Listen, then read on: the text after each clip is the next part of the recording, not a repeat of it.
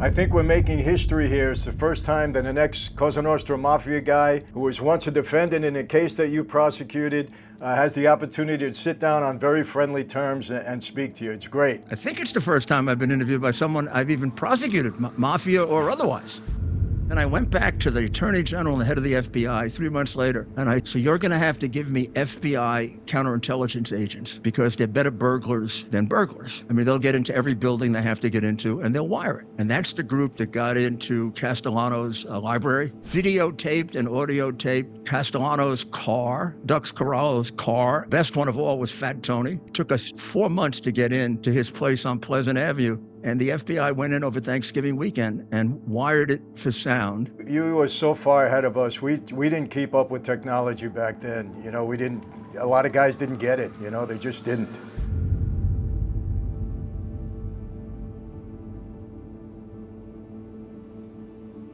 Hey everyone, welcome to another Sit Down with Michael Franzese. Hope everybody is doing well. All is very good, very blessed on this end.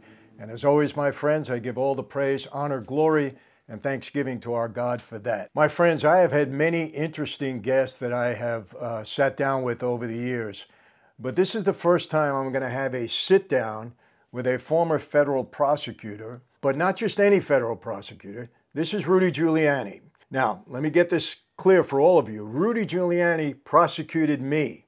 He came after me on a Rico indictment. I was one of the lead defendants in the courtroom. He told me that if he convicted me on this case, that he was going to give me double what my father got, 100 years. I went to trial for several months. Fortunately, I was acquitted in that case. Had I not been acquitted, I would have gotten at least 50 years, I believe. Many of my co-defendants got 30 years and other sentences comparable to that. So I beat that case. I didn't like Mr. Giuliani at one point in time. He was an enemy of mine. Since that time, that was 30 some odd years ago, we have spoken once on a podcast that we did together, a radio show. My good friend Joe Pagliarulo, Joe Pags, great guy, by the way. And he said some nice things about me. Obviously, my mentality has changed towards law enforcement. And he actually even wrote the foreword to my book, Mafia Democracy. And he did a brilliant job, and it was received very well. What I wanted to talk to him about was really some things going back to the days of organized crime when he used the Rico statute so effectively. Look, there's no question about it that he was the one, Rudy Giuliani was the one that used that statute effectively against organized crime.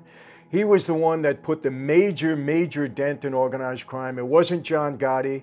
It wasn't, anything like that. It was the Rico statute that destroyed that life as we knew it. That's a good thing, as far as normal people would perceive it to be.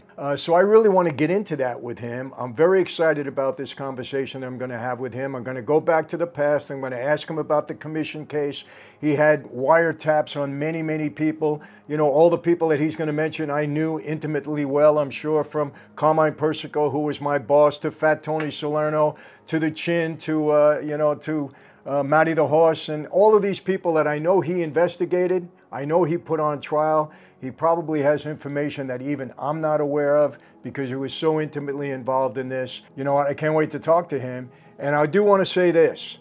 He has been totally 100% vindicated with respect to the phrase that he coined, the investigation that he did on the Biden crime family. Because Joe Biden himself, in the past 4 years, verified everything that Rudy was saying, without a doubt. And these last pardons, these preemptive pardons of his entire family and other people associated, with the Biden crime family, really put the stake in the heart of this investigation, knowing exactly that this was the Biden crime family. Why do you give preemptive pardons to your entire family when the investigation was of his entire family with all the money that was earned? I believe the guy is treasonous. There's no doubt in my mind about it.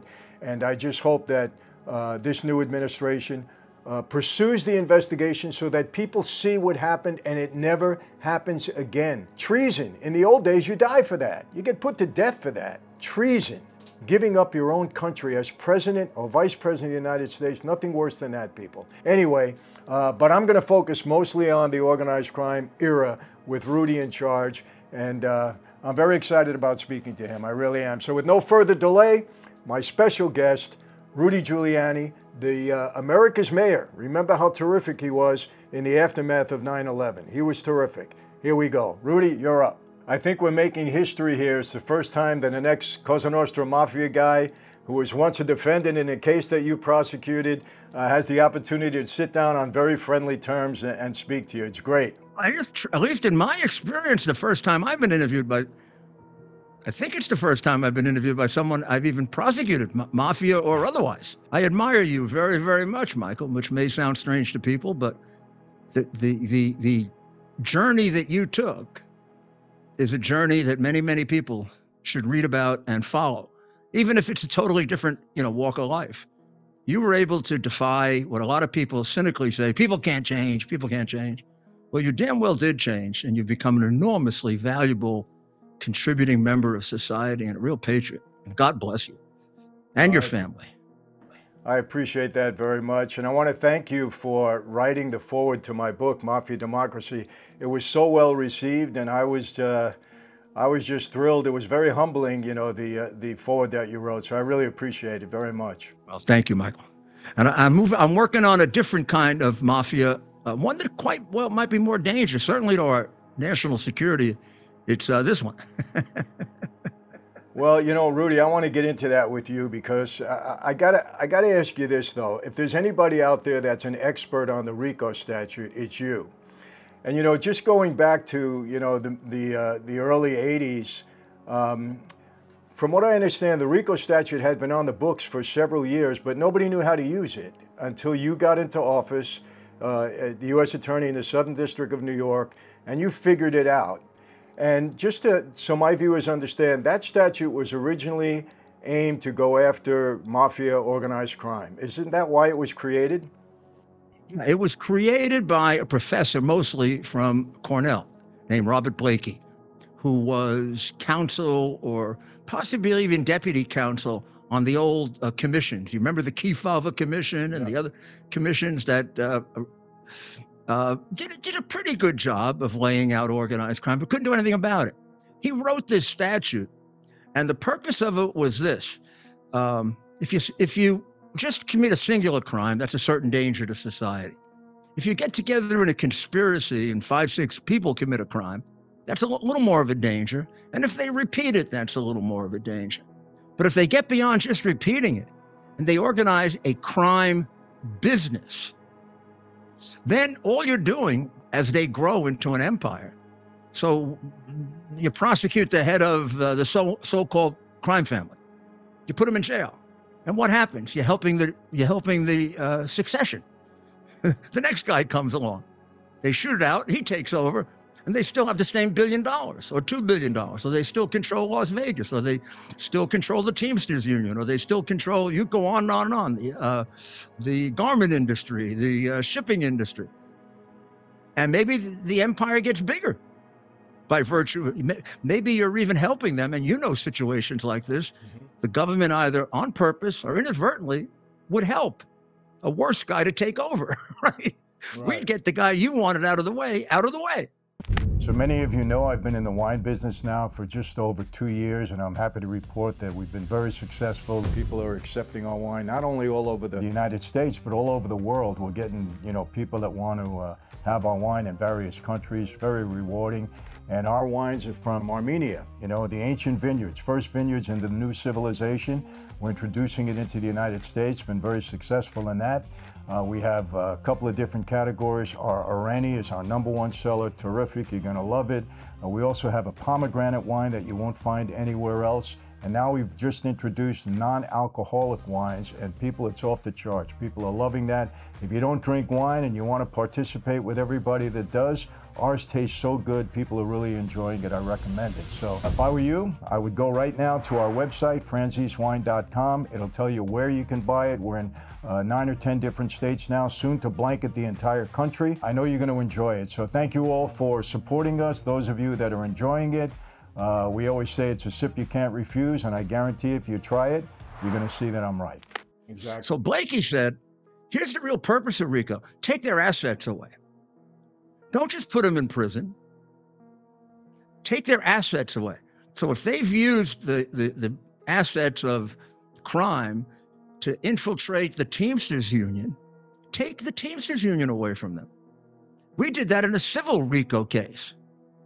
And the judge ordered the dismissal of the entire board. And for 10 years, the Teamsters Union was run by people like Joe DeGenova, who was a U.S. attorney.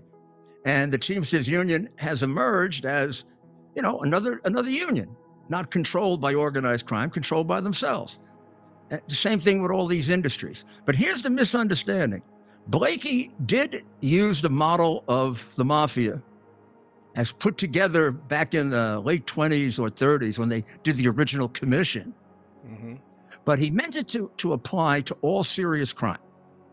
It is not supposed to be limited just to organized crime. Serious financial crime, serious political corruption. That's why you have statutes included in it like bribery, fraud. Anywhere someone creates a crime business, like the Biden crime family, 30 years of committing crime, same group of people. They had a formula on the split of the money. 50% went to Joe, and they divided the other 50. Nobody ever knows it because the crooked press covers it up. But that comes from Hunter Biden in a text to his daughter, written out. Over the last 30 years, I've given my father 50% of my income. And then when you look at their records, you can see that in some cases, is exactly 50% of what they got from the crooked Ukrainian company or the crooked red Chinese company. 30, 40 years of this, that's a crime family. Or if a financial institution turns into a fraud machine, that would be a crime family. It's not just violent mafia or other organized crime. It's any kind of serious crime that becomes so dangerous to society that it's an ongoing business. It's going to live after the criminals who go to jail. Well, you know, Rudy, I've been saying now for a long time, a lot of people blame or put a lot of the weight on John Gotti for what I consider the destruction of the mob the way I knew it during my era. And I say, no, that's not true. It was the Rico statute, the Rico indictments that really crippled the mob as we knew it back then, my former associates. And I say that until this day. It wasn't Gotti. There were a lot of people that, you know, were out high profile like that. Joe Colombo was like that. A lot of guys were like that, didn't bring the mob down. It was really the effective use of the Rico statute that did it. And especially they were much more powerful than John Gotti. Yeah. Those people you just mentioned, and your father, were much more actually powerful than John Gotti. I mean, John Gotti was great public relations, and he was a very dangerous man. But by the time he was around, you were in the epilogue of the Mafia. The really brilliant ones were gone. The ones who, like Joe Bonanno, did it for 30 years, and nobody even knew. They thought he was a nice Italian businessman, and then he got outed at Appalachia. That's 30 years of making millions with nobody knowing. He wasn't stupid like John Gotti to act like a gangster. And that would have been the old mobsters. Frank Costello, who used to date MacArthur's wife after she died when she was a widow. The judge that I clerked for prosecuted Frank Costello, which is how I kind of got all involved in it. And his wife one day was on the elevator because he wasn't without bail at trial. Unlike the J6 defendants, he was out on bail because we have rights in America, even for Frank Costello. So the judge's wife, Mrs. McMahon, gets on the elevator with, at that time, the most notorious mafia guy in America, all over the newspapers, right? He had sort of taken over for Lucky Luciano. He was his guy when Lucky went off to Italy. She was frightened to death. She was shaking. And Frank Costello said, Mrs. McMahon, you don't have to be nervous. I'm not going to hurt you. And we're not going to hurt your husband. Now, I disagree with him, but I respect him. In fact, I wish he were my lawyer. He's a very good lawyer. You can tell him that. Wow. And then he walked out. She went back and told the husband, I hope you don't convict him. What a nice guy. What a nice guy. Now, maybe he wasn't, but he knew how to put it on. Well, you know, it's funny. I mean, you know, they called him the prime minister. He was, if there was any boss that you had to model yourself after, I think it would have been Frank Costello, because he knew how to work both ends. So, like you just said, perfect example of that, you know? Yeah, he's the model, I say, for that little expression or scene in The Godfather where one of the other Godfathers says, well, you have all the judges and politicians in your pocket and you have to share them. So he had all the judges and politicians in his pocket, virtually controlled the New York Democrat Party through Carmine DeSapio. There's a telephone call of him and a judge that the Kefauver Commission got, where the judge thanks him for his appointment. The head of the Mafia or the head of the Lucchese family being thanked for an appointment to being a judge. Oh, my God. Those were the good old bad days, I used to say. I mean, they had great problems, and they had some. Everything comes with plus and minus, Michael. But Rudy, how did you come up with that whole concept to go after the commission the way you did? I mean, that was groundbreaking. See, I knew Professor Blakey, and spent time with him when he was writing the Rico statute. I knew his overall intent to go after the crime business, and I was the third ranking official in the Justice Department under Ronald Reagan, but I always wanted to be the U.S. attorney. And I asked the president to demote me so that I could go back to New York. And with the help of lots of people, I became U.S. attorney. As I was preparing, I read Joe Bonanno's book. In the book, he's got a chart. And the chart shows the commission, as he conceived it, from the day it was formed, like the early 30s, with him as one of the family heads, and Lucky Luciano and several others. And then he has a chart going down to 1963, I believe. I looked at that and I said, oh my goodness, he just defined a Rico enterprise. All I have to do is take it from 63 to 81, fill in the families. I got a Rico case. And that's how it started. So Joe Bonanno gave it to you, basically. I put it on a chart. I put down at the bottom who the FBI thought was the head of the families now. And then I went back to the Attorney General and the head of the FBI 3 months later, and I said, I can get them all, but I have to fill in spots here. And we're going to have to do a lot of electronic surveillance. So you're going to have to give me FBI counterintelligence agents because they're better burglars than burglars. I mean, they'll get into every building they have to get into, and they'll wire it. And that's the group that got into Castellano's library. It videotaped and audio taped Castellano's car, Dux Corralo's car and office. The best one of all was Fat Tony, who it took us 4 months to get in to his place on Pleasant Avenue. You know what he did, Fat Tony? Because he was actually a strange guy. Something very decent about him. He let his people go for Thanksgiving. He didn't have his place guarded for Thanksgiving. No. And as an Italian American or whatever, I had the hunch that he was going to do that. And I got the judge to extend it. And the FBI went in over Thanksgiving weekend and wired it for sound and for video, except the video never worked. Matty the Horse Iannello, we videotaped his office where he used to settle the disputes regarding carding. Matty the Horse was well respected by a number of the families, and they would get into carding fights because private carding in New York was controlled 100% by the Mafia. If you got near it, they'd kill you. And the big companies, U.S. Waste, whatever, they tried to come in. Want your legs broken? Fine. But they carefully fought themselves over routes. So you can have somebody in the Lucchese family and somebody in the Bonanno family, and the Lucchese family comes down from the Bronx or Manhattan into Brooklyn, and they take over a carding route because they have a friend. But it really is in the territory, it's really in the territory of the Bonanno family. Now, these two guys would ordinarily shoot it out. They decided this was very wasteful, a real problem, and everybody trusted Matty, and they put Matty in charge. And I can't remember if it was a Tuesday night or Wednesday night, he'd hold court in an office they bought just for that purpose, which we had wired. And the tapes someday should be released. They're hilarious. You know, the guy from the Bronx gets up and says, you took my route. And the other guy says, no, you took my route. And they almost get into a fight, right? I'm gonna effing kill you. And Matty would say, no, we're here to settle this. And then he would settle it. He'd say, well, you get the route, and you've got to give him this, and you got to give him that. And any screw up, that's when we got a problem. And they all listened to him because he had the backing of the commission. It was a brilliant thing to do. Horribly illegal, but brilliant. You were so far ahead of us. We didn't keep up with technology back then. You know, a lot of guys didn't get it. You know, they just didn't.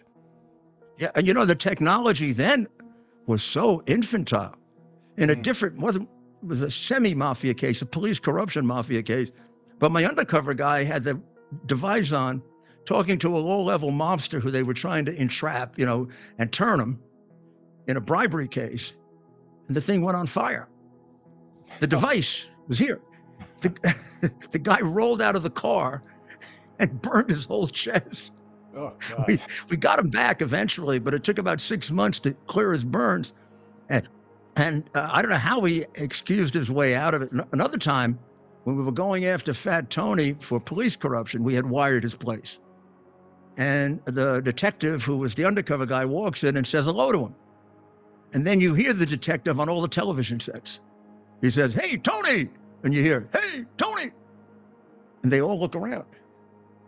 And the guy is smart enough to say, those effing FBI, they had wired this damn place, Tony. Aren't you careful about your place? And he walks out. That was a good cover. Very good. You know, I want to ask you this because this is, it's kind of personal to me. How do you think Persico Jr., he was my boss at the time, how do you think he handled himself during the trial, being his own lawyer? Stupid. Oh, I mean, but you know, he could have had the greatest lawyer. The case against him, you know, was, for example, much better than the case against the commission case was a case that could be tried by a disc jockey. Put the tapes on. Put the tapes on. We had Persico on tape, 10 hours, talking about hits he agreed with and hits he didn't agree with. You know, he got really angry at me because he voted against killing me. Oh, I know that. And then I have tapes of him saying how ungrateful I was. Because they took a vote at one point that until about 5 years ago was still secret, and they released it. And the vote was 3-2 not to kill me. Fat Tony and he voted not to kill me. I'm trying to remember who the third one was. And then two of them voted to kill me. And Fat Tony voted not to kill me because he didn't particularly like killing. He was the gambling guy for the mob. He was the guy that figured out laying off bets and owned Floyd Patterson and allegedly fixed a Clay Liston fight. And so he was legendary, but he wasn't really a total mafia guy. There was a part of him that was just a jokester. And so he didn't want to do it because he always voted against killing. But Persico kind of liked killing, but he did it on the practical basis. There's a big problem. We do this. I hate this son of a what, but we hit him, but they're going to come down on us like a ton of bricks. We don't need that. We got enough problems. So he always felt like I was, you know what he really got angry at me for when I tried him the second time? So we convicted him in the commission case. He got 100 years. And he had all those famous people come in for him. Like he would be in court, and one day James Caan comes in. Yeah. Jimmy Caan comes and hugs him, kisses him, looks at the jury. The jury's there. The judge doesn't even do anything. And walks out. I come out after the court's over that day, and the press says, what did you think of James Caan coming in and kissing him? And I said, geez, I thought they had killed him at the turnstiles. That's a good one. That's a good response. No, I think he handled the first trial professionally. The second one, he went off his rocker a little because he felt it was really unfair to bring him back and humiliate him. And he actually understood a little bit our strategy. And you could argue with this. We included him in the case because we did it in two stages. We did the bosses alone. But then we took them back and tried them with their families, with as many people from the family as we could put in. And we felt we needed them at the trial for the jury really to get the picture. And they argued it was like we're prosecuting for the same crime. And we argued it's a separate RICO. The family is one racketeering enterprise. The commission is an altogether different thing. They argued it's double jeopardy. And we won that argument, but we could have lost that argument. And so he wasn't so wrong to be upset. But in being upset, he stupidly put out a $400,000 contract to kill me, which was tape recorded. Eventually, he withdrew it. I was familiar with Eventually, he withdrew it. Fat Tony threatened to kill the judge and apologized. Well, I mean, a strange period. I don't think we still understand it completely. Yeah, you know. But listen, I look at it. That was the final nail in the coffin. I mean, you know, there's guys existing today, but it's nowhere near what it was during my time there and prior to what you accomplished. Oh my goodness, Michael. Yeah. I mean, when you think about it, first of all, in terms of violence, starting really even before they were over, the Chinese and Russians were more bloodthirsty and violent. Mm-hmm. Now some of these gangs like MS-13, first thing they do when they come into a neighborhood is chop a couple of heads off and put the bodies out. Rudy, this is something I've been saying. You know, the effort that the Justice Department, yourself, the FBI put in against us back then, why are they not putting the same effort against these gangs that are like Trent Agua and all of that? I said if they put that effort into that, they can clean this up pretty quick, but they're not doing it. Why? I think they are now with Kash Patel and the president. But under the, look, you know how much I work with the FBI. You're on the other side of it, and you saw it.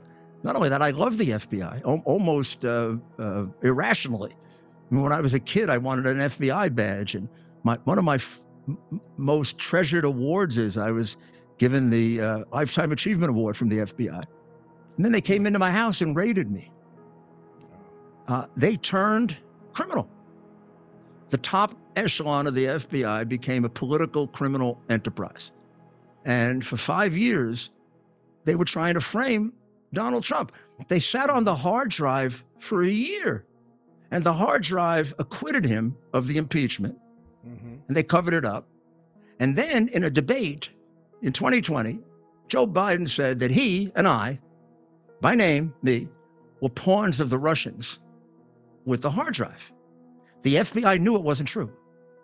They have a report of 8 months earlier, not true, and they covered that up so that Trump would lose. And I'm sorry, I don't trust their investigation of the assassination attempts.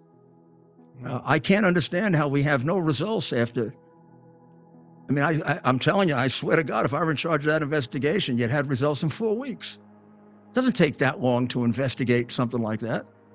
And the day it happened, the FBI announced almost hysterically, there's no conspiracy. Nobody else is involved. How could they know that after 1 day of investigating? Yeah. It tells you they've got a purpose to keep that closed. So how are we ever going to trust the result when they decided after 1 day to determine a negative is harder than to prosecute somebody of a crime. And they're going to create a Kennedy assassination problem with this, with the way they're doing it. Well, you know what, Rudy, I have said that I don't trust, after all the deception and the lies and the gaslighting over the past 4 years, I don't trust anything that comes out of that department until it's cleaned up. And, you know, being on the street. It's going to be a heck of an effort. Yeah, I mean, I don't know how they're going to do it, but I want to switch gears for a minute. You know, what the GOP investigated with this whole Biden crime family, that you coined that phrase from early on, and now you've been vindicated 100 times. Just from the information I saw, from my experience having 3 RICO indictments, it's a RICO indictment, 100%. 100%. I mean, they've got more, I think they've got more evidence against, just from what they uncovered, than they had against me in my trial with you. I've seen it. Michael, you're not even close. This is as much evidence as we had against the commission, actually more of it. It is, even before the hard drive, it was a better case. First of all, you've got, it's as if we had Sammy the Bull on tape, saying that he and Gotti did 19 murders on tape. We don't even have to turn him. We got him on tape. You got Hunter saying I gave half the money to my pop. What the heck's he giving half the money to his pop for? Well, obviously, because every single penny he got was intended to influence his pop. Half of it from our sworn enemies. I mean, the part that drives me nuts, whether they want to cover up their own corruption or not, how can they cover up what is basically treason against the United States of America? Taking 31 million from Red China, 3.5 million from Russia. I mean, it's one thing to take money from businesses or, okay, wrong, shouldn't do it. But this is not only bribery, this is, being a traitor to the United States of America. Now, you can't tell me that after 5 years of getting $31 million from China, when Biden gave up the Bagram Air Base in Afghanistan, it wasn't done because of the bribe. The Bagram Air Base was our biggest air base in Asia. We could have kept it. We could have given up Afghanistan and kept it. We keep air bases all over where we don't control the country. Everyone wanted him to keep it. Trump didn't even have a thought of giving it up. Miley, whatever the hell his name is, was against it. All his generals were against it. And he just gave it up for nothing. Didn't get anything in return. And he left $85 billion worth of guns and arms in there. Now, I don't know, either you're completely crazy or you're a traitor. And then, of course, all the generals never spoke out against him afterward because all the generals became like Nazi prison guards. We're not going to, we're going to. And then we don't have to go on and say all the other things he did for China that indicate that he was corrupted by that bribe. I mean, he got 31 million and his son got a $1.5 billion investment in a private equity fund that was made up of his son, him, John Kerry's stepson, and Whitey Bulger's nephew. Whitey Bulger, in case people don't know, Whitey Bulger was the chief organized crime guy in Boston who made a deal with the mob, but also made a deal with the FBI to get away with killing people. Mm-hmm. You know who the U.S. attorney was when he did that? Mueller. No. Really? The same Mueller who did the Mueller report. Yes. Wow. So the case against me for $148 million. So that case is brought by Biden's ex-law partner. Unbelievable. It's ubiquitous. But how do you let, I mean, I know Trump did all these, Biden did all these preemptive pardons of his family, last minute, pulled the wool over, tried to do it undercover as usual, but how do you let this go? How does Trump and the Department of Justice let this go when it was such an act of treason? Yeah. Trump was faced with this himself. Not only that, I was right at his right hand when he was faced with it. I mean, he could have pardoned himself, his entire family, and all of us. I mean, all of us were tortured afterwards, right? Yeah. And in fact, he's not going to do that. He's going to go by the law. He's not going to do lawfare. No way. He could have done it. He didn't do it. He felt it would be a terrible, even if lawful, it would have been a terrible precedent to set for our country. We'd become like a banana republic if we did that. So this guy goes ahead and he does it. It's tough. It's tough because the pardon power is described as plenary, complete. President can pardon anybody he wants. Or there is a legal argument that you can't do an anonymous pardon. In other words, you can't do a pardon for crimes that aren't at least suggested. You can't say Hunter Biden is pardoned for 11 years of whatever he did. It's got to be specific things. Now, that comes about because, I don't want to get too technical, but when we wrote the pardon provision in the Constitution, we were borrowing the definition of English law for the King of England. And the King of England could not pardon unknown crimes. So they could be pardoned for the ones that were mentioned. But if you discover other crimes that they committed, you should be able to prosecute them. Now, that'll be debated and argued. And also, they're not free from being interrogated. They have no Fifth Amendment right left because they can't be incriminated. So you can bring them in and require them to tell everything. And if they commit perjury, you can put them in jail for them. And finally, you can do civil Rico against them and get their money. It's not a, there's not a, pardon does not cover civil consequence. It's just criminal. So, and then he left some important people out that you might want to consider going after, like Jack Smith. And I mean, there are people, but in a way you can see what scoundrels they are. They left it for the smaller people to get prosecuted, not the biggest. Well, let me ask you this, Rudy. Biden didn't pardon himself.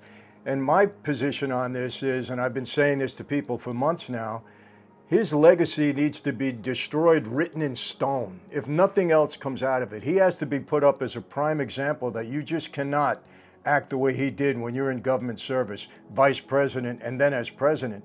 I think Trump has to pursue this just to show everybody how evil this guy was. And it's evil. What he did was evil across the board. Well, there is a way to prosecute him that takes you beyond the statute of limitations, but I'm not going to explain it. Because if I explain it, they might be able to do things to fix it if they haven't figured it out. But he's prosecutable. After all, he's not pardoned. The only thing that would bar it is the statute of limitations. But there are ways, as we found out with Donald Trump, of extending the statute of limitations. And he may fall into one of those. But he's a target. I mean, there's no doubt about it if we have the guts to go after him. And after all, that's the appropriate one to go after. If you're going to prosecute one person, who do you prosecute? The head of the family, right? Right. I mean, everybody else might be doing bad things, but he's the guy that incorporates it all. And he gets the most money. He got half, we know for sure, from his son, written down, he got half the money for 30 years. That means, Michael, bare minimum 25 million for him, maybe 30, and I think it's a lot more. The FBI had a woman in Ukraine that was willing to give them the offshore bank accounts, and they never interviewed her. They just ignored her. Imagine if they had somebody that had your offshore bank account. Oh gosh. They just let her go. We don't want to look at it. We don't want to see Michael's offshore bank account. No, so how long has it been, Michael? How long has it been? Since what do you mean? You made the decision. Yeah. I consider myself formally removed from that life in '95. That's when everybody understood it was absolutely 1995. Final. Yeah. So you were going back and forth about it for a while. I was, yeah. You know what happened, Rudy? I'll tell you what happened to me. I was out on parole. I had already made the announcement that I was leaving, but my father had sent a message to me in '91. He said to me, the family's going to war, and we need you back here. He said, stop whatever you're doing. Don't worry about anything. You didn't hurt anybody. You got to come back because the family's going to war. And that's when, Persico and Vicarino were going to war. And I was on parole. And you know what, Rudy? I was so torn because I felt, man, I'm letting my guys go. And how could I do this? And I felt like a traitor and everything else, right?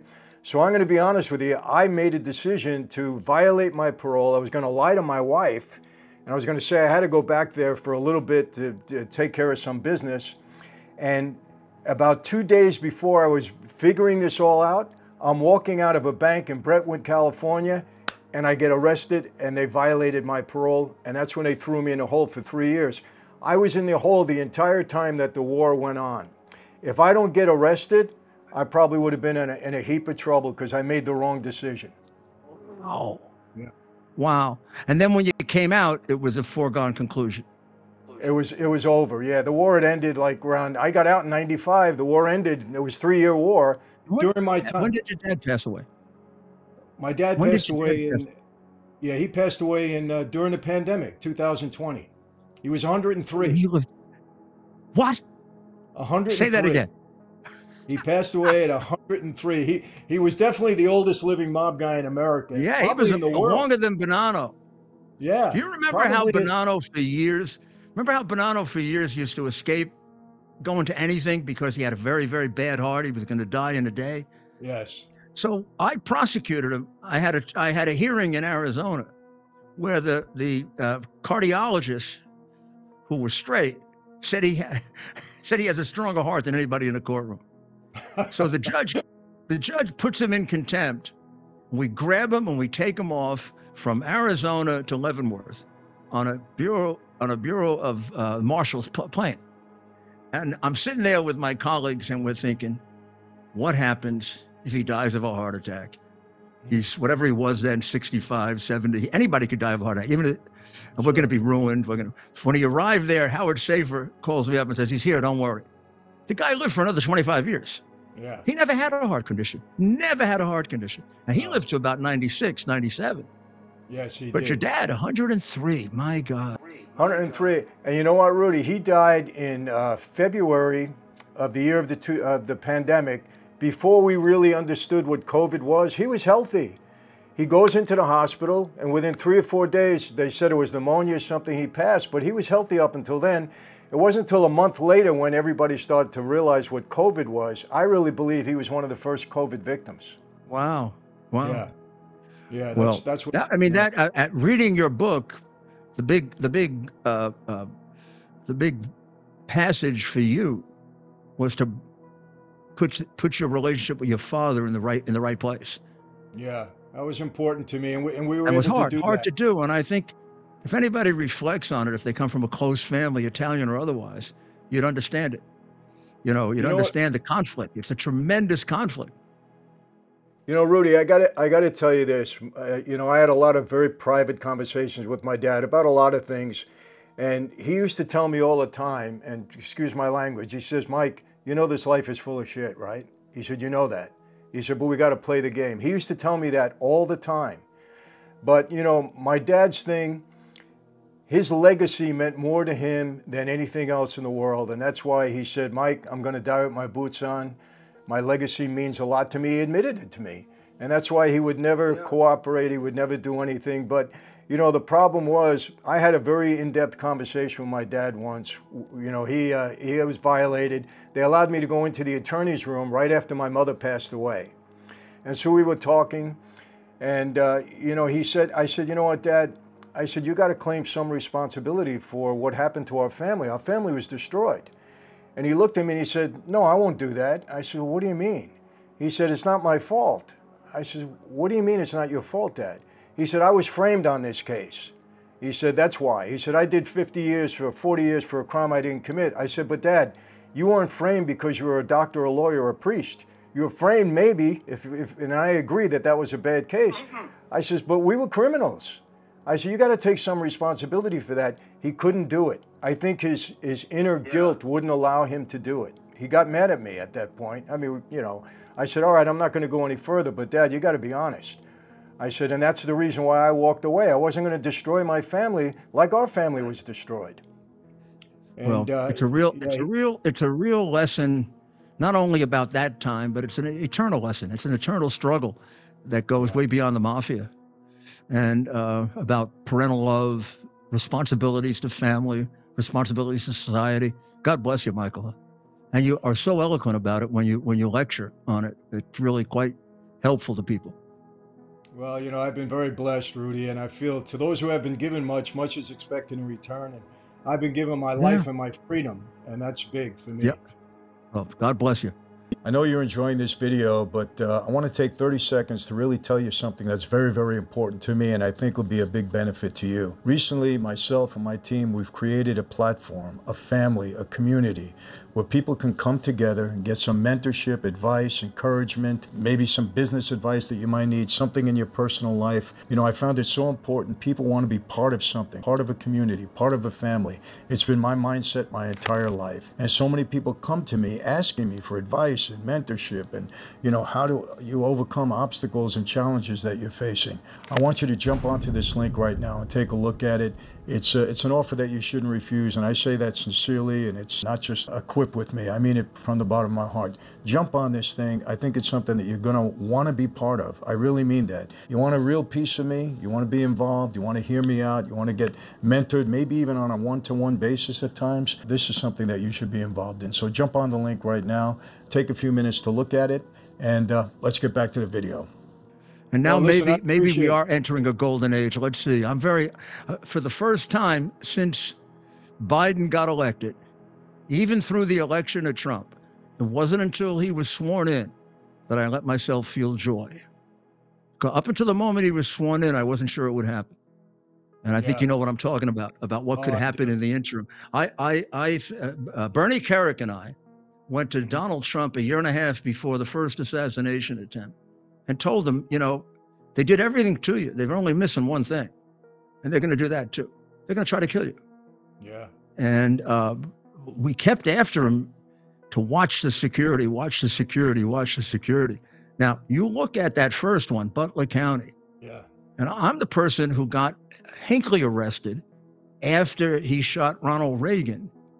And along with the FBI, had to do a report on how to fix their security. So I know Secret Service security inside now. They didn't do one thing right. Yeah. They didn't do one thing right. I mean, basic things like if there's a threat, and they had a threat from a guy who had a gun and they couldn't find him, you cancel the event or you pause the event. You don't start it until the threat is resolved, until you have the guy in your hands and you can report he's not a threat. Mm-hmm. You never leave a building that has the ability for an easy shot at the target unprotected. I mean, if I had been with him as I was 100 times in 16, when I walked out with him, it's the first thing I would have noticed because I was trained. I'd have looked at that top and I said, what the hell? Go inside. What the hell are you doing? Yeah. So I don't get it. I mean, everything done wrong. The agents were third level agents. Remember, a couple of them about this big? Yeah. Yeah. You And bring in women. a midget to guard a 6'2" man. And some women, You want to right? get him Smaller killed? women. Yeah, Rudy, yeah. They couldn't even. They couldn't put just their gun in the holster. no, from the outside looking in, everything looked so sloppy. It was just Yeah, sloppy. and It they're was not just terrible. sloppy. This isn't the Keystone Cops. It's a very, very well trained, at times when it wants to be, absolutely rigid law enforcement agency. So something's wrong, and we better get to the bottom of that too.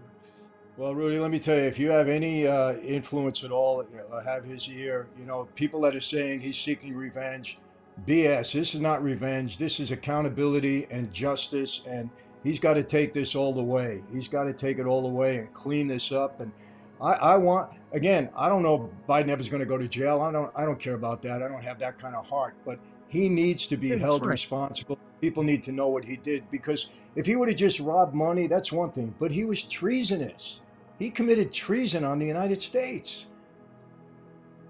Yeah, I mean, I you think can't let that go. Michael, I 100% agree with you. This is not a question of his going to jail. The guy's condition, he'd have to go to a nursing home anyway. Yeah, The reality is, the facts have to come out.